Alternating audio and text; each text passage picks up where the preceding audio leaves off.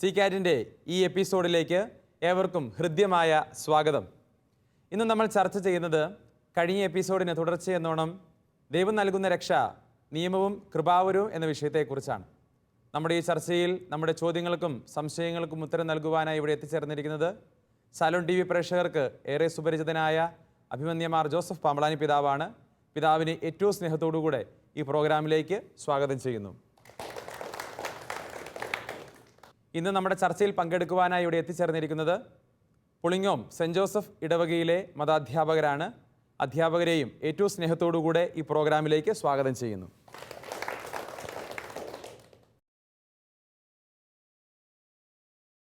അടുത്ത ചോദ്യം ആരാണ് ചോദിക്കുന്നത്?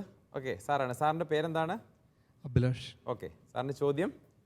പിതാവേ, ഏത് ജീവിതാവസ്ഥയിലുള്ള ക്രൈസ്തവനും ക്രൈസ്തവ ജീവിതത്തിൻ്റെ പൂർണ്ണതയിലേക്കും സ്നേഹത്തിൻ്റെ പരിപൂർണതയിലേക്കും വിളിക്കപ്പെട്ടതായി മതബോധന ഗ്രന്ഥത്തിൽ രേഖപ്പെടുത്തിയിരിക്കുന്നു. അങ്ങനെയെങ്കിൽ ക്രൈസ്തവരല്ലാത്തവരുടെ നീതീകരണം എങ്ങനെയാണ് സാധ്യമാകുന്നത്? രക്ഷ സകല മനുഷ്യർക്കുമായിട്ടുള്ളതല്ലേ?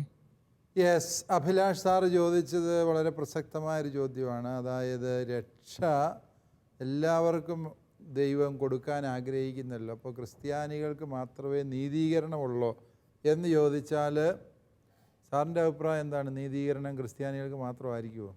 അല്ല എന്നാണ്. എല്ലാവർക്കും കിട്ടും അല്ലേ? അതെങ്ങനെ കിട്ടും എന്നുള്ളതാണ് സാറിനെ അലട്ടുന്ന പ്രശ്നം അല്ലേ? Yes yes. അപ്പോൾ ഇതേക്കുറിച്ച് രണ്ടാം വത്തിക്കാൻ കൗൺസിൽ പറയുന്നത് എങ്ങനെയാണ് കിട്ടുന്നതെന്ന് നമുക്കാർക്കും അറിയത്തില്ല, പക്ഷെ കിട്ടും എന്ന് മാത്രം അറിയാം അല്ലേ? വത്തിക്കാൻ കൗൺസിലിൻ്റെ പ്രബോധനം ഇതാണ്: നമുക്ക് ഈ നീതീകരണം അനുഭവിക്കാൻ പറ്റുന്നത് കൂദാശകളിലൂടെയാണ്. അതായത് ദൈവം തൻ്റെ തിരുക്കുമാരനായ ഈശോ മിശിഹായിലൂടെ നമുക്കായി നേടിത്തന്ന രക്ഷയെ നമ്മൾ ഇന്ന് വ്യക്തി ജീവിതത്തിൽ അനുഭവിക്കുന്നത് കൂദാശകളിലൂടെയാണ് അല്ലേ? വിശുദ്ധ കുർബാന, കുമ്പസാരം, മാമോദീസ, ഈ കൂദാശകൾ സ്വീകരിച്ചുകൊണ്ടാണ് നമ്മൾ ഈ രക്ഷയിലേക്ക് കടന്നു വരുന്നത്. മാമോദീസായിലൂടെ നമ്മൾ ഈ രക്ഷയിൽ പങ്കാളിത്തം ആരംഭിക്കുന്നു. വിശുദ്ധ കുർബാനയിലൂടെ അത് പരിപുഷ്ടമാകുന്നു. വിശുദ്ധ കുമ്പസാരത്തിലൂടെ അത് നവീകരിക്കപ്പെടുന്നു. ഈ രീതിയിൽ നമ്മുടെ നീതീകരണം സജീവമായി നിലനിർത്താൻ സാധിക്കുന്നു. എന്നാൽ ഇതൊന്നുമില്ലാത്ത ഒരു അക്രൈസ്തവനെ സംബന്ധിച്ചിടത്തോളം, അല്ലെങ്കിൽ ഒരു വിശ്വാസവും ഇല്ലാത്ത ഒരു വ്യക്തിയെ സംബന്ധിച്ചിടത്തോളം ഇതെങ്ങനെ സാധ്യമാകും എന്നുള്ള ചോദ്യത്തിൻ്റെ ഉത്തരവാണ് ഞാൻ പറഞ്ഞത്. അത് ദൈവം കൂദാശകളിലൂടെ നമുക്ക് സംലഭ്യമാക്കുന്ന അതേ വരപ്രസാദം ദൈവത്തിന് മാത്രം അറിയാവുന്ന വഴികളിലൂടെ ഇതര മതസ്ഥർക്കും സംലഭ്യമാക്കാൻ സാധ്യതയുണ്ട്. ദൈവത്തിന് അതിന് കഴിവുണ്ട്. നമുക്കത് തരുന്ന വഴി എങ്ങനെയാണെന്ന് നമുക്കറിയാം. ഏതാണ്? കൂദാശകളിലൂടെ. മറ്റുള്ളവർക്ക് അതെങ്ങനെയാണ് ലഭ്യമാക്കുന്നത് എന്ന് ചോദിച്ചാൽ നമുക്ക് കൃത്യമായി അറിയത്തില്ല. പക്ഷേ അതിന് തിരുസഭ തരുന്ന ഉത്തരം, രണ്ടാം വത്തിക്കാൻ കൗൺസിലിൽ തന്ന ഉത്തരം ഏതാണ്? ദൈവത്തിന് മാത്രം അറിയാവുന്ന വഴികളിലൂടെ, the means that are exclusively known to God എന്നാണ്. ദൈവത്തിന് മാത്രം അറിയാവുന്ന വഴികളിലൂടെ ദൈവം അവർക്ക് അത് സംലഭ്യമാക്കുന്നു. ഇത് പറയുമ്പോൾ നമ്മൾ വ്യക്തമായി ദൈവശാസ്ത്രപരമായി നടത്തേണ്ട ഒരു വേർതിരിവുണ്ട്. ഏത് വ്യക്തി, ഏത് മനുഷ്യ വ്യക്തി രക്ഷിക്കപ്പെടുന്നുവോ അവൻ്റെ രക്ഷയുടെ ഉറവിടം കാൽവരിയിലെ കുരിശാണ്. ആ കുരിശിൽ നിന്നൊഴുകിയ വരപ്രസാദം കൊണ്ട് മാത്രമേ ഏത് മനുഷ്യ വ്യക്തിയും രക്ഷപ്പെടുന്നുള്ളൂ. ആ വ്യക്തി അറിഞ്ഞാലും ശരി, അറിഞ്ഞില്ലെങ്കിലും ശരി, അംഗീകരിച്ചാലും ശരി, അംഗീകരിച്ചില്ലെങ്കിലും ശരി, സ്വന്തം മനസാക്ഷി അനുസരിച്ച് ജീവിക്കുകയും ദൈവം തരുന്ന മനസാക്ഷിയുടെ ശരിയാം വിധത്തിൽ രൂപീകരിക്കപ്പെട്ട മനസാക്ഷിയുടെ പ്രചോദനങ്ങൾക്ക് അടിസ്ഥാനമാക്കി സ്വന്തം ജീവിതത്തെ ക്രമീകരിക്കുകയും ചെയ്തിട്ടുള്ള ഏതൊരു വ്യക്തിയും ആത്യന്തികമായി കുരിശിലെ വരപ്രസാദത്തിൻ്റെ നിറവിലാണ് ജീവിക്കുന്നത് എന്ന് നമുക്ക് ന്യായമായും അനുമാനിക്കാം. നമുക്ക് ദൈവം തിരുവചനത്തിലൂടെയും കൗദാശിക വരപ്രസാദത്തിലൂടെയും തരുന്ന കാര്യങ്ങൾ ഒരുപക്ഷെ ഇതര വ്യക്തികൾക്ക് അവരുടെ മനസാക്ഷിയുടെ ശബ്ദത്തിലൂടെ ദൈവം നൽകുന്നുണ്ടാകാം. അതല്ലെങ്കിൽ പരിശുദ്ധാത്മാവിനെ നൽകിക്കൊണ്ട് ദൈവം അവരെ ശരിയായ ദിശയിലേക്ക് നയിക്കുന്നുണ്ടാവാം. അതാണ് നമ്മൾ പറയുക, ഇന്ന രീതിയിൽ എന്ന് പറയാൻ നമുക്ക് അറിഞ്ഞുകൂടാ, പക്ഷേ ദൈവം തന്നെയാണ് അവരെ നയിക്കുന്നത് എന്ന് നമുക്ക് ഉറച്ചു വിശ്വസിക്കാം. ഇത്ര വ്യക്തമായല്ലോ അല്ലേ? പിതാവേ, അതിനോടനുബന്ധമായ ഒരു ചോദ്യമാണ്. ഇപ്പോൾ ക്രൈസ്തവ വിശ്വാസം സ്വീകരിക്കാത്ത ആളുകളും വിശ്വാസത്തിലെ രക്ഷയിലേക്ക് നയിക്കുന്നുവെങ്കിൽ മതത്തിൻ്റെ പ്രാധാന്യം പിന്നെ എന്താണ്? നമുക്കിവിടെ ക്രിസ്തു മതത്തിൻ്റെ പ്രാധാന്യം കുറഞ്ഞു പോകുകയില്ല. സാറിൻ്റെ ചോദ്യം, സാറിൻ്റെ പേരെന്നായിരുന്നു?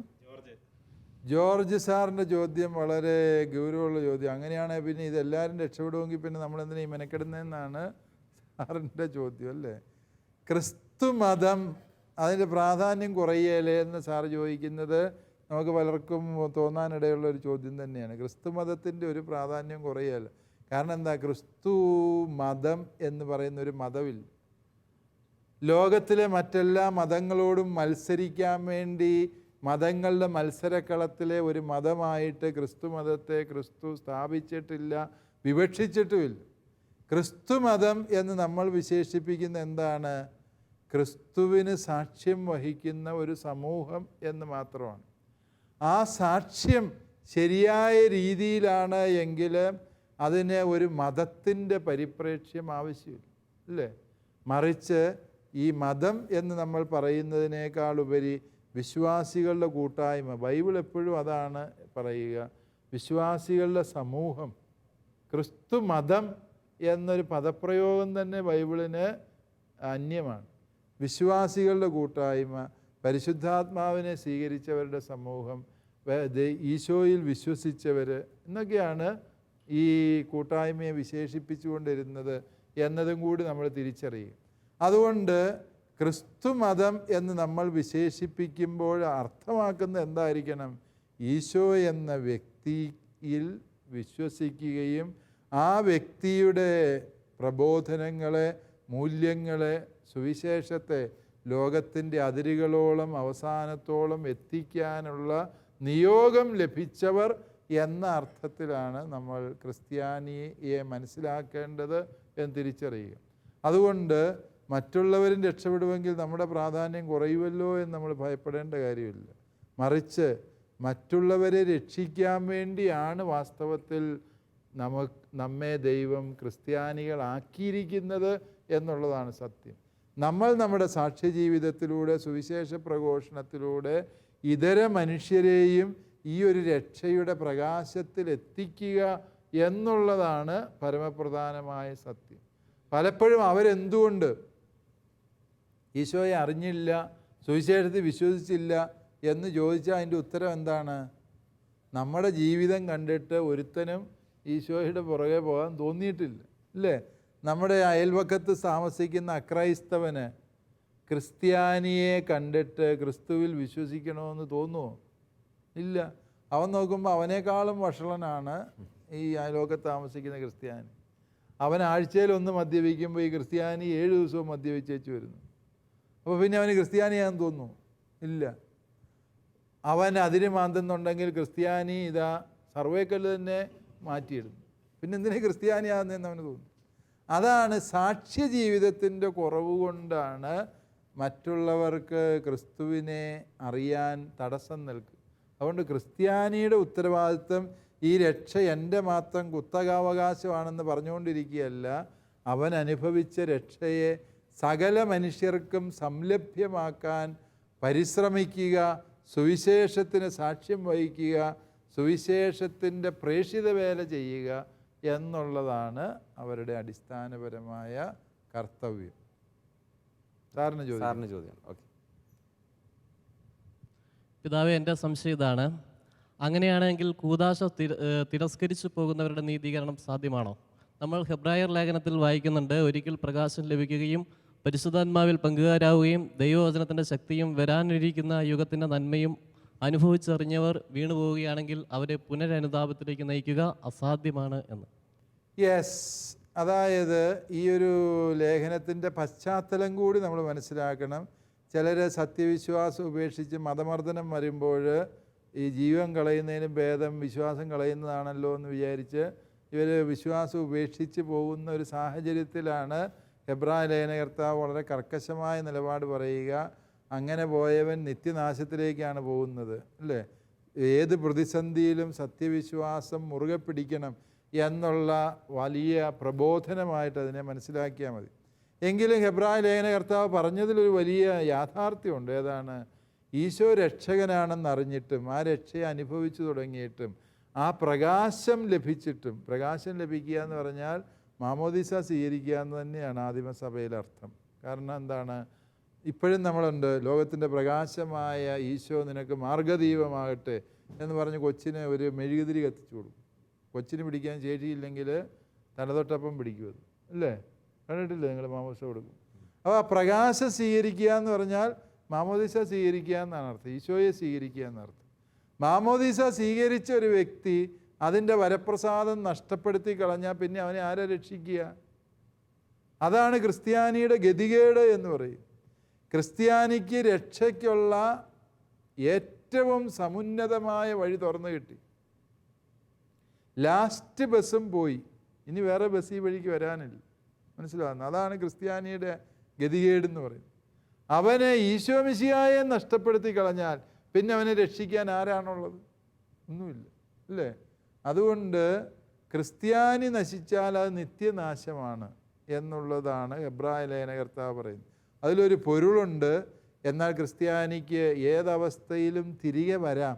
എൻ്റെ പിതാവിൻ്റെ ഭവനം എത്രയോ സുന്ദരമായിരുന്നു എന്ന ധൂർത്തപുത്രൻ്റെ വെളിവോടുകൂടി അവൻ അനുദപിച്ച് തിരിച്ചു വരാനുള്ള സാധ്യത ഹെബ്രായ ലേഖനകർത്താവ് അടച്ചു കളയുന്നില്ല എന്നുള്ളത് നമ്മൾ മനസ്സിലാക്കിയാൽ മതി. പക്ഷേ ക്രിസ്ത്യാനി വഷളായാൽ അങ്ങേയറ്റം വഷളാകും എന്ന് പറയുന്നതിൻ്റെ സത്യം അതാണ്. കാരണം എന്താണ്? അവൻ യഥാർത്ഥ രക്ഷയെ അനുഭവിച്ചവനാണ്. എന്നിട്ടും അവനെ നഷ്ടപ്പെടുത്തിയെങ്കിൽ പിന്നെ അവനെ രക്ഷിക്കാൻ എന്താണ് വഴി എന്നാണ് ചോദ്യം. അങ്ങനെ വ്യക്തമായല്ലോ അല്ലേ? ഓക്കെ, അടുത്ത ചോദ്യം ആരാണ് ചോദിക്കുന്നത്? ഓക്കെ, സാറാണ്. സാറിൻ്റെ പേര്? ബിജു. ബിജു സാർ. സാറിൻ്റെ ചോദ്യം എന്താണ്? പിതാവ്, എൻ്റെ ചോദ്യം ഇതാണ്: സ്ഥായിയായ കൃപാവരവും പ്രവർത്തനാത്മക കൃപാവരവും തമ്മിലുള്ള വ്യത്യാസം എന്താണ്? ഒന്ന് വിശദീകരിക്കാമോ? ഓക്കെ, ബിജു സാറിൻ്റെ ചോദ്യം ഹെഡ് മാഷാണ് അല്ലേ? സ്ഥായിയായ കൃപാവരം, അതുപോലെ പ്രവർത്തനാത്മകമായ കൃപാവരം എന്ന് പറയുമ്പോൾ നമ്മൾ മനസ്സിലാക്കുക, അതായത് കൃപാവരം എന്ന് പറയുന്നത് ദൈവം നമ്മിൽ നിക്ഷേപിച്ചിരിക്കുന്ന അനുഗ്രഹമാണ്. ഈശോയിൽ വിശ്വസിച്ചു എന്ന കാരണത്താൽ ദൈവം നമുക്ക് ദൈവവരപ്രസാദം നൽകിയിരിക്കുന്നു. മാമോദീസായിൽ തന്നെ നമ്മളത് വിശ്വസിക്കുന്നുണ്ടല്ലേ? എന്താണ് മാമോദീസ? ജന്മഭാവം നീക്കി കർമ്മഭാവമുണ്ടെങ്കിൽ അതും പോക്കി നമ്മളെ ദൈവത്തിൻ്റെ മക്കളും തിരുസഭയുടെ അംഗങ്ങളും ആക്കി തീർക്കുന്ന രക്ഷാകരമായ വരപ്രസാദത്തിൻ്റെ പ്രവൃത്തിയാണ് മാമോദീസ. അപ്പോൾ മാമോദീസ എന്ന് പറയുന്ന ആ ഒരു പ്രവൃത്തിയിലൂടെ നമ്മൾ ദൈവമക്കളാകുന്ന വരപ്രസാദം നമുക്ക് ലഭിച്ചു കഴിഞ്ഞു. തിരുസഭയിലെ അംഗത്വം, ഇതൊക്കെ സ്ഥായിയായ വരപ്രസാദങ്ങളാണ്. അതേസമയം ഓരോ പ്രവൃത്തികൾ ചെയ്യുന്നതിന് പ്രത്യേകമായ വരപ്രസാദം ആവശ്യമുണ്ട്, ഇല്ലേ? കുടുംബജീവിതത്തിൻ്റെ ധർമ്മങ്ങൾ നിർവഹിക്കുന്നതിന് എന്ത് വേണം? പ്രത്യേകമായ വരപ്രസാദം വേണം. പൗരോഹിത്യ ശുശ്രൂഷ നിർവഹിക്കുന്നതിന് അതിൻ്റെ പ്രവൃത്തിക്ക് അനുപാതികമായ അനുസൃതമായ വരപ്രസാദം നമുക്ക് ആവശ്യമുണ്ട്. വചനം പ്രസംഗിക്കുന്നതിന് അതിൻ്റേതായ വരപ്രസാദം ആവശ്യമുണ്ട്. അതാണ് ഈ പ്രവൃത്തിക്ക് അനുഗുണമായ വരപ്രസാദം എന്ന് പറയുന്നതും. സ്ഥായിയായ വരപ്രസാദം എല്ലാവർക്കും ദൈവം നൽകിയിട്ടുണ്ട്. അതുകൂടാതെ ഓരോരുത്തരുടെയും ജീവിതാന്തസ്സിനും പ്രവർത്തന മണ്ഡലങ്ങൾക്കും അവരെ ദൈവം ഭരമേൽപ്പിച്ച നിയോഗങ്ങൾക്കും അനുസൃതമായ വരപ്രസാദം അവർക്ക് ദൈവം പ്രദാനം ചെയ്യുന്നുണ്ട്. ഇത്ര വ്യക്തമായല്ലോ അല്ലേ? ഓക്കെ, അടുത്ത ചോദ്യം ആരാണ്? ഷാൻഡി ടീച്ചറാണ്. ടീച്ചറുടെ ചോദ്യം എന്താണ്? പിതാവേ, എന്താണ് കൃപാവരം? കൃപാവരാവസ്ഥയിൽ എപ്രകാരമാണ് നമുക്ക് എത്തിച്ചേരാൻ സാധിക്കുക? ഷാൻഡി ടീച്ചറെ, എന്താണ് ഈ കൃപാവരം? ടീച്ചറിനോടൊരു കൊച്ചു ചോദിച്ചു എന്ന് വിചാരിച്ചു. എന്താണ് ടീച്ചർ എങ്ങനെയാണ് ഒരു ഉത്തരം പറയാം? കൃപാവരം നമ്മൾ എപ്പോഴും ഇങ്ങനെ പറഞ്ഞുകൊണ്ടിരിക്കുകയാണ് അല്ലേ? കൃപാവരം കൃപാവരം എന്ന് പറഞ്ഞാൽ എന്താണ് ഈ കൃപാവരം? കൃപയിലായിരിക്കുക, രക്ഷിക്കപ്പെടുക എന്നൊക്കെ പറയുമ്പോൾ എന്താണ് അർത്ഥമാക്കുന്നത്? ടീച്ചറിനോടൊരു എത്രാം ക്ലാസ്സിലാണ് ടീച്ചർ പഠിപ്പിക്കുന്നത്? 1ാം ക്ലാസ്സിൽ. ആ ടീച്ചർ കൊച്ചുങ്ങൾ ചോദിക്കുക, ടീച്ചറെ ഈ കൃപാവരം എന്ന് പറഞ്ഞാൽ എന്നാണ്? ടീച്ചർ എന്നാ മറുപടി പറയും? ദൈവത്തോടു കൂടിയായിരിക്കും. എന്തായിരിക്കും അത്? 1-ാം ക്ലാസ്സുകാർക്ക് മനസ്സിലാകുന്ന രീതിയിലൊരു മറുപടി പറഞ്ഞാൽ. നമ്മൾ ദൈവത്തോടു കൂടി ആയിരിക്കുക. ദൈവത്തോടു കൂടി ആയിരിക്കുന്നത് കൃപാവരമാണ്. ഓക്കെ, ടീച്ചറിന് വേറെ എന്തെങ്കിലും കൂട്ടിച്ചേർക്കാനുണ്ടോ? ദൈവത്തിൻ്റെ കരുണ. ദൈവത്തിൻ്റെ കരുണയ്ക്ക് കൃപാവരം എന്ന് പറയാം. സാറന്മാർക്ക് വല്ലതും കൂട്ടിച്ചേർക്കാനുണ്ടോ? ദൈവകൃപയിലായിരിക്കുക. ദൈവകൃപയിലായിരിക്കുക. പരിശുദ്ധാത്മാവിൻ്റെ സാന്നിധ്യത്തിൻ്റെ അനുഭവം. പരിശുദ്ധാത്മാവിൻ്റെ സാന്നിധ്യമാണ് വരപ്രസാദം. ഇതൊക്കെയും ആണ് വാസ്തവത്തിൽ കൃപാവരം എന്ന് പറയുന്നത്. ഞാനത് നിങ്ങളോട് പലരോട് ചോദിച്ചതിൻ്റെ കാര്യം എന്നാന്ന് ചോദിച്ചാൽ, കൃപാവരം എന്ന് പറഞ്ഞാൽ ഇന്നതാണ് എന്ന് നമുക്ക് അങ്ങനെ ഉറപ്പിച്ച് പറയാൻ പറ്റില്ല. ഇതെല്ലാം ചേർന്നതാണ് കൃപാവരം. തീർച്ചയായും അത് പരിശുദ്ധാത്മാവിൻ്റെ സാന്നിധ്യമാണ്, അല്ലേ? പരിശുദ്ധാത്മാവിലായിരിക്കുക എന്ന് പറയുന്നതാണ് വരപ്രസാദം. തീർച്ചയായും അത് ഈശോയുടെ തിരുരക്തത്താൽ കഴുകപ്പെടുന്ന, വിശുദ്ധീകരിക്കപ്പെട്ട, അല്ലെ അവിടുത്തെ ബലിയുടെ യോഗ്യത നേടിയതാണ് വരപ്രസാദം എന്ന് പറയും. അതുപോലെ തന്നെ ദൈവത്തോടൊത്തായിരിക്കുന്നതാണ്, ദൈവവചനം പാലിച്ച് ജീവിക്കുന്നതാണ് വരപ്രസാദം. ഇങ്ങനെ പലതും നമുക്ക് പറയും. ഈ അടുത്ത കാലത്ത് പരിശുദ്ധ ഫ്രാൻസിസ് മാർപ്പാപ്പ രക്ഷയെ, അല്ലെ ഈ വരപ്രസാദത്തെ നിർവചിച്ചിരിക്കുന്നത് വളരെ വ്യത്യസ്തമായൊരു രീതിയിലാണ്. അത് വളരെ സുന്ദരമായൊരു നിർവചനമായതുകൊണ്ട് ഞാൻ നിങ്ങളോട് പറയും. അത് നമ്മുടെ അടുത്ത കാലത്ത് പുറത്തിറക്കിയ പ്ലക്കൂവിത് ദേവോ എന്ന് പറയുന്ന ഒരു പ്രബോധനത്തിലാണ് ഇത് അവതരിപ്പിച്ചിരിക്കുന്നത്.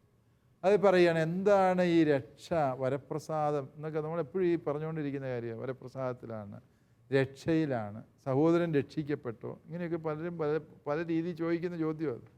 അതിന് മാർപ്പാപ്പ പറഞ്ഞ ഉത്തരം ഇതാണ്: ഈശോ മിശിഹായുടെ കുരിശിലെ ബലിയിലൂടെ ഞാൻ ദൈവത്തിൻ്റെ മകനായി, മകളായി മാറ്റപ്പെട്ടു. അതിലൂടെ എല്ലാ മനുഷ്യരും എൻ്റെ സഹോദരനും സഹോദരിയുമായി തീർന്നു എന്ന അവബോധമാണ് വരപ്രസാദം. അവബോധം തന്നെയാണ് രക്ഷ. മനസ്സിലാകുന്നു? അതായത് ഇതിനകത്ത് 2 വശങ്ങളാണ് നിർവചനത്തിലുള്ളത്. പിതാവായ ദൈവം ഈശോ മിശിഹായുടെ കുരിശിലെ ബലിയിലൂടെ എന്നെ ദൈവത്തിൻ്റെ മകനാക്കി, മകളാക്കി മാറ്റി. അതിലൂടെ എനിക്ക് കൊണ്ടാകേണ്ട അവബോധം എന്താണ്? എല്ലാ മനുഷ്യരും എനിക്ക് സഹോദരനും സഹോദരിയുമാണ് എന്ന ബോധ്യം. ഈ 2 ബോധ്യങ്ങളുടെ ആകത്തുകയാണ് വരപ്രസാദം എന്ന് പറയുന്നത്. ഏതൊക്കെയാണ് അപ്പം 2? ഒന്ന്, ദൈവമകനാണ് ഞാൻ, മകളാണ് ഞാൻ എന്ന ബോധ്യം. അതുപോലെ തന്നെ എന്തുമായിരിക്കണം? മറ്റെല്ലാവരും എനിക്ക് സഹോദരനും സഹോദരിയുമാണ് എന്ന ബോധ്യം. ഇത് 2ഉം ചേരുമ്പോൾ എന്തായിത്തീർന്നു? വരപ്രസാദമായി, രക്ഷയായി, ദൈവത്തോടൊത്തായിരിക്കുന്ന അനുഭവമായി. നിങ്ങളീ പറഞ്ഞ എല്ലാം അതിനകത്ത് ഉൾപ്പെടുന്നുമുണ്ട്. പിതാവേ, ഈ പറഞ്ഞ് നിർത്തിയെടുത്തത് തന്നെ അടുത്ത നാളിലുണ്ടായ ഒരു സംഭവമുണ്ട്. Emperor Emmanuel. അപ്പം അവരും ഈ ഒരു പിതാവ് പറഞ്ഞ ഈ കാഴ്ചപ്പാടിൽ നിന്നും വ്യത്യസ്തമായി അവർ ഒരു കൂടാരം നിർമ്മിക്കുകയും അതിൽ പ്രവേശിക്കുന്നവർ മാത്രമേ രക്ഷപ്പെടുകയും ചെയ്യുള്ളൂ എന്നുള്ളൊരു വാർത്തകളും പ്രചരണങ്ങളൊക്കെ നടക്കുന്നുണ്ട്. അതിൽ എത്രത്തോളം വാസ്തവമുണ്ട് ഇത്? യെസ്, ഈ പറഞ്ഞ വിഘടിത ഗ്രൂപ്പിനെ കുറിച്ച് ചിന്തിക്കുമ്പോൾ അത് കത്തോലിക്ക കൂട്ടായ്മയിൽ നിന്ന് തന്നെ വ്യത്യസ്ത കാരണങ്ങളാൽ പിരിഞ്ഞുപോയ ഒരു വിഘടിത ഗ്രൂപ്പാണ് ഇവിടെ പരാമർശിക്കപ്പെട്ടത്. അപ്പോൾ ഈ ഗ്രൂപ്പിനെ കുറിച്ച് ചിന്തിക്കുമ്പോൾ അവർ പറയുന്നത് ഞങ്ങൾ മാത്രമാണ് രക്ഷപ്പെടുന്നത്, ഞങ്ങൾ ഈ കൂടാരത്തിനുള്ളിൽ വന്ന് കയറിയവർക്ക് മാത്രമാണ് രക്ഷ എന്ന് പറയുന്നത്. രക്ഷയെ ഇങ്ങനെ ഏതെങ്കിലും ഒരു വിഭാഗത്തിൻ്റെ മാത്രം കുത്തകയായി കരുതുകയും അതിന് വെളിയിലുള്ള എല്ലാവരെയും പാപികളും ശപിക്കപ്പെട്ടവരുമായി കരുതുകയും ചെയ്യുക എന്ന് പറയുമ്പോൾ രക്ഷ അവർക്ക് മനസ്സിലായിട്ടില്ല എന്നർത്ഥം, അല്ലേ? രക്ഷ അനുഭവിച്ചു തുടങ്ങിയ ഒരു വ്യക്തിയുടെ അടിസ്ഥാന വിചാരവും വികാരവും എന്തായിരിക്കണം? എല്ലാവരും ദൈവമക്കളാണ്, അല്ലേ? എല്ലാവരും എനിക്ക് സഹോദരനും സഹോദരിയുമാണ്. മറ്റുള്ളവരെ അകറ്റി നിർത്താനും മറ്റുള്ളവരെ ആക്ഷേപിക്കാനുമുള്ള പ്രേരണ ആരിലാണോ ശക്തിപ്പെടുന്നത് ആ വ്യക്തികൾ രക്ഷയുടെ 7 അയൽവക്കത്ത് പോലും എത്തിയിട്ടില്ല എന്നർത്ഥം. ആ വ്യക്തികൾ വരപ്രസാദത്തിലല്ല എന്നും അർത്ഥം. അടുത്ത ചോദ്യം ആരാണ്? ഓക്കെ സാറിൻ്റെ ചോദ്യം എന്താണ്? പിതാവേ, നീതീകരണം ദൈവമാണ് നടത്തുന്നത്. അങ്ങനെയാണെങ്കിൽ മാനുഷിക നിയമത്തിന് വധശിക്ഷയ്ക്ക് വിധിക്കാൻ കഴിയുമോ? യെസ്, വധശിക്ഷയെക്കുറിച്ചുള്ള കത്തോലിക്ക സഭയുടെ നിലപാട് നിങ്ങൾക്ക് അറിവുള്ളതാണ്. വധശിക്ഷ നടത്താൻ രാഷ്ട്രങ്ങൾക്ക് അവകാശമില്ല എന്നുള്ളത് തന്നെയാണ് സഭയുടെ നിലപാട്. എന്നാൽ ഒരു രാജ്യത്തെ പൗരന്മാരെന്ന നിലയിൽ ആ രാജ്യത്തിൻ്റെ നിയമവ്യവസ്ഥിതിയെ നമ്മൾ ആദരിക്കുന്നു, അത് നമ്മൾ ബഹുമാനിച്ച് ജീവിക്കുന്നു. ഏതെങ്കിലും ഒരു രാഷ്ട്രം അല്ലെങ്കിൽ ഏതെങ്കിലും ഒരു കോടതി ഒരു വ്യക്തിയെ തൂക്കിക്കൊല്ലാൻ വിധിച്ചാൽ അതിനെതിരെ സമരത്തിനിറങ്ങാനൊന്നും നമ്മൾ തയ്യാറല്ല. പക്ഷേ നമ്മുടെ സുചിന്തിതമായ നിലപാടെന്താണ്? അത് തെറ്റായ നിലപാടാണ്. ആ വ്യക്തിയെ വിധിക്കുന്നതിൽ തെറ്റ് പറ്റിയാൽ അത് തിരുത്താൻ പിന്നെ ഒരിക്കലും സാധിക്കാതെ പോകും, അല്ലേ?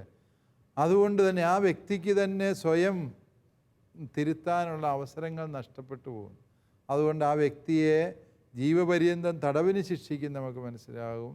ജീവിതകാലത്ത് ഒരിക്കലും ആ വ്യക്തി സമൂഹത്തിൽ പ്രശ്നമുണ്ടാക്കുമെങ്കിൽ അയാളെ പുറത്തിറക്കി വിടുന്നത് തെറ്റാണെന്ന് നമുക്ക് പറയാൻ പറ്റും.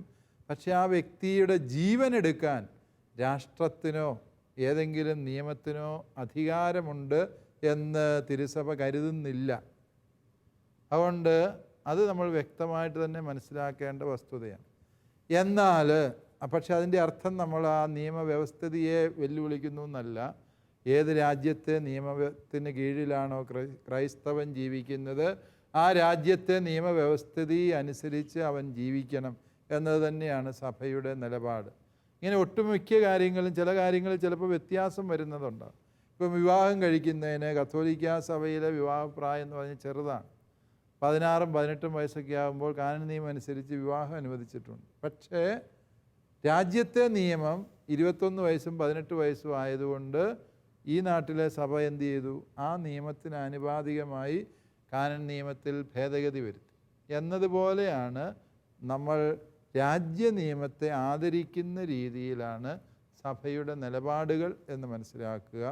പക്ഷേ ആ നിലപാടുകളെക്കുറിച്ച് പറയുമ്പോഴും ജീവൻ്റെ ഉടയവൻ ദൈവമാണ്, അതിൻ്റെ മേൽ മനുഷ്യന് അവകാശമില്ല എന്നുള്ള സ്വാഭാവിക നിയമത്തിൽ വെള്ളം ചേർക്കാൻ സഭ തയ്യാറല്ല എന്നുള്ളത് മനസ്സിലാക്കുക.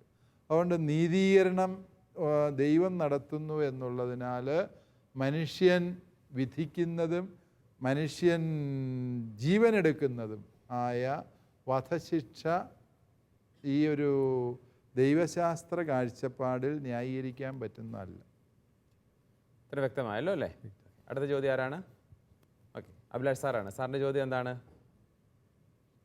പിതാവേ, ഓരോ വ്യക്തിയും എല്ലാ ഉപദേശങ്ങളും അനുസരിക്കണമെന്ന് ദൈവം ആവശ്യപ്പെടുന്നില്ല.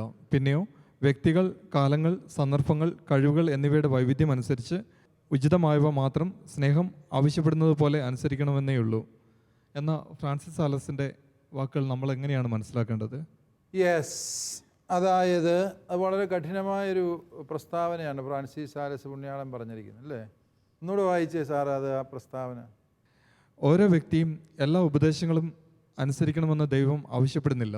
പിന്നെയോ വ്യക്തികൾ, കാലങ്ങൾ, സന്ദർഭങ്ങൾ, കഴിവുകൾ എന്നിവയുടെ വൈവിധ്യം അനുസരിച്ച് ഉചിതമായവ മാത്രം സ്നേഹം ആവശ്യപ്പെടുന്നത് പോലെ അനുസരിക്കണമെന്നേ ഉള്ളൂ. യെസ്, നിയമങ്ങളെ സംബന്ധിച്ച് ഫ്രാൻസിസ് സാലസിൻ്റെ വളരെ വിശാലമായ ഒരു സമീപനമാണ്. അതെല്ലാവരും ബോധ്യമാക്കേണ്ടതാണ്. എല്ലാ കാര്യങ്ങളും ഇപ്പം നമ്മൾ കേൾക്കുന്ന എല്ലാ ഉപദേശം, നിയമം എന്ന് പറയുന്നതിനേക്കാൾ ഉപരി ഉപദേശം എന്നുള്ളതാണ് ഇവിടെ പ്രസക്തമായ വിഷയം. നമ്മളെല്ലാ ഉപദേശങ്ങളും കേൾക്കും, അതെല്ലാവരും എപ്പോഴും അനുസരിച്ചുകൊണ്ടിരിക്കുകയാണ്. ഒരു ധ്യാനം കൂടാൻ ചെന്നപ്പം പറഞ്ഞു 33 എത്രയും തീയുള്ള മാതാവേ ചൊല്ലണം എന്ന് പറഞ്ഞ് ധ്യാനഗുരു ഉപദേശിച്ചു. ഓ, അത് നന്നായി, അപ്പോൾ പ്രാർത്ഥിക്കാനൊരു വഴിയായല്ലോ എന്ന് വിചാരിച്ച് ഒരാൾ പോയി 33 എത്രയും തീയുള്ള മാതാവേ ചൊല്ലി പ്രാർത്ഥനയോടെ. വേറൊരു ധ്യാനഗുരു വന്നേച്ചിട്ട് പറഞ്ഞു ഒരു 49 വിശ്വാസ പ്രമാണം ദിവസവും ചൊല്ലും നല്ലതാണ്. ഉടനെ ആൾ 49 വിശ്വാസ പ്രമാണം ചൊല്ലൽ പറയും. അപ്പോൾ 33 എത്രയും തീയുള്ള മാതാവും 49 വിശ്വാസ പ്രമാണവും. ഉടനെ വേറൊരാൾ വന്ന് പറഞ്ഞു കരുണക്കൊന്ത 7 തവണ ചെല്ലുന്നത് നല്ലതാണ്. ഉടനെ അത് ചെലുത്തു തുടങ്ങി. അപ്പോൾ നിലവിലുള്ള കൊന്ത നമസ്കാരം നമുക്ക് ഉപേക്ഷിക്കാൻ പറ്റിയത്. അപ്പോൾ ഇങ്ങനെ ഇരിക്കുമ്പോഴാണ് വേറൊരാൾ പറഞ്ഞത് ഇതാ വേറൊരു തരം കൊന്തയുണ്ട്, പരിശുദ്ധ അമ്മയുടെ രക്തക്കണ്ണുനീരിൻ്റെ കൊന്തയുണ്ട്. അത് ദിവസം 7 തവണ ചൊല്ലുന്നത് നല്ലതാണ്. ഇതെല്ലാം പറഞ്ഞതെല്ലാം നല്ലതാണ് അല്ലേ? എല്ലാം നല്ലതാണ്. പക്ഷേ അത് വിവേചനത്തോടു കൂടി സ്വീകരിച്ചാൽ മതി. അതാണ് ഫ്രാൻസിസ് സാലസ് പുണ്യാളൻ പറയുന്നത്. അതായത് ഈ എല്ലാ ഉപദേശങ്ങളും സമ്പൂർണ്ണമായി എല്ലാവരും എപ്പോഴും അനുസരിക്കണമെന്ന് വാശി പിടിക്കണ്ട. മറിച്ച് അത് സ്ഥലം, സമയം, കാലം, സാഹചര്യം, ആരോഗ്യം, ഇങ്ങനെ പല കാര്യങ്ങൾ നോക്കിക്കൊണ്ട് സ്നേഹത്തിൻ്റെ വെളിച്ചത്തിൽ ആ ഉപദേശത്തെ സ്വീകരിക്കുക. എന്ന് പറഞ്ഞാൽ എത്രയും ദയുള്ള മാതാവ് ചൊല്ലുന്നത് നല്ലതാണ്, വിശ്വാസ പ്രമാണം ചൊല്ലുന്നത് നല്ലതാണ്, അതുപോലെ കരുണക്കൊന്ത് ചെല്ലുന്നത് നല്ലതാണ്, മാതാവിൻ്റെ രക്തക്കണ്ണുനീരിൻ്റെ കൊന്ത് ചെല്ലുന്നത് നല്ലതാണ്. നമ്മൾ ഈ ഉപദേശങ്ങളെല്ലാം പാലിച്ച് അവസാനം വഴിയാധാരമാകരുത്. എന്ന് പറഞ്ഞാൽ വേറൊന്നിനും നേരമില്ല. ചിലർക്ക് അങ്ങനെ ഭക്തി മൂത്ത് വീട്ടിലെ കാര്യം ഒന്നും നോക്കാൻ നേരമില്ലാത്തവരുണ്ട്. അത് ശരിയായ രീതിയല്ല. അത് ഇന്ന ധ്യാനഗുരു പറഞ്ഞു, അവർ പറഞ്ഞു, ഇവർ പറഞ്ഞു എന്ന് പറഞ്ഞാൽ ഇതെല്ലാം ചെയ്തുകൊണ്ടിരിക്കുന്നു. പക്ഷെ അതല്ല ശരിയായ രീതി. ശരിയായ രീതി എന്ന് പറഞ്ഞാൽ നമ്മുടെ ഉപദേശങ്ങളെ നമ്മൾ സ്വീകരിക്കുമ്പോൾ ദൈവം നമുക്ക് തന്നിട്ടുള്ള വിവേകത്തെയും ദൈവം നമ്മുടെ ഉള്ളിൽ നിക്ഷേപിച്ച പരിശുദ്ധാത്മാവിൻ്റെ പ്രചോദനങ്ങളെയും ആധാരമാക്കി വേണം നമ്മൾ കാര്യങ്ങളെ വിലയിരുത്താനും വിവേചിക്കാനും നടപ്പിൽ വരുത്താനും എന്ന സത്യം ഓർക്കണം അല്ലേ? പണ്ട് ഇങ്ങനത്തെ എഴുത്തുകൾ എഴുതുന്ന പണിയുണ്ടായിരുന്നു. ഇതാ ഈ എഴുത്ത് കിട്ടി, 21 എഴുത്ത് മാതാവിൻ്റെ പേരിൽ അത്ഭുതം, അത് പകർത്തി എഴുതി 21 പേർക്ക് അയച്ചു കൊടുത്താൽ മദ്രാസിൽ അങ്ങനെ ചെയ്ത ഒരാൾക്ക് ലോട്ടറി അടിച്ചു. അതേസമയം ബോംബെയിൽ ഒരാൾ ചെയ്തില്ല, അയാളെ കാറിടിച്ചു അല്ലേ? ഇങ്ങനെയൊക്കെ നമ്മൾ കേൾക്കും. ഉടനെ പേടിച്ച് നമ്മൾ തച്ചിനിരുന്ന് എഴുത്താണ് 21 എഴുത്ത് വീതം എഴുതി. ആ എഴുത്ത് കിട്ടിയവൻ തിരിച്ച് പാരയായിട്ട് വീണ്ടും നമുക്ക് തിരിച്ചു വയ്ക്കും അല്ലേ? 21 എഴുത്ത് നമ്മുടെ പേരിലോട്ട് എഴുതി വിട്ടപ്പം വീണ്ടും നമ്മൾ എഴുതണോ വേണ്ടയോ? ഇതാണ് ആളുകളുടെ കൺഫ്യൂഷൻ. ഇങ്ങനെ എത്ര തവണ എഴുതുന്നത് ദൈവമേ എന്നുള്ള അങ്കലാപ്പ്. ഇത് മാതാവ് നല്ലതാണ്, മാതാവിനെ പ്രചരിപ്പിക്കുന്നത് നല്ലതായിരിക്കാം. പക്ഷേ ഇങ്ങനെയുള്ള ഉപദേശങ്ങൾ കേൾക്കുമ്പോൾ എന്താണ്, ചിലതൊക്കെ തള്ളിക്കളയേണ്ടതാണ്. മാതാവ് ഈ കാർ ഓടിച്ച് നടക്കുകയാണ്, ഇത് എഴുത്തെഴുതാത്തവനെ നോക്കി ഇടിച്ച് താഴെ ഇടാൻ വേണ്ടി. അതെയോ? മാതാവ് ലോട്ടറി നടത്തുന്നുണ്ടോ? ഇത് എഴുതിയവനെല്ലാം ലോട്ടറി കൊടുക്കാൻ. അതുകൊണ്ട് അത്തരത്തിലുള്ള അവിവേകങ്ങൾ ഉപദേശങ്ങളായി വരാം. അതും തിരിച്ചറിയണം നമ്മൾ. നല്ല കാര്യത്തിൻ്റെ മറവിൽ ചിലപ്പം പല അവിവേകങ്ങളും കടന്നു വരാം. അതും തിരിച്ചറിയാനുള്ള ബുദ്ധി നമുക്ക് ആവശ്യമുണ്ട് എന്നാണ് ഫ്രാൻസിസ് സാലസ് എന്ന വലിയ വിശുദ്ധൻ തരുന്ന മുന്നറിയിപ്പ്. പ്രേക്ഷകരായ നിങ്ങൾക്കും CCAT-ലേക്ക് സംശയങ്ങൾ എഴുതി അറിയിക്കാവുന്നതാണ്. അറിയിക്കേണ്ട വിലാസം: To the producer, CCAT, Shalom Television, Peruvannamuzhi PO, Kozhikode. Pincode 673528. ഈ വിഷയത്തെക്കുറിച്ചുള്ള ചർച്ച ഇവിടെ അവസാനിക്കുന്നില്ല. വീണ്ടും കാണുന്നതുവരെ നന്ദി, നമസ്കാരം.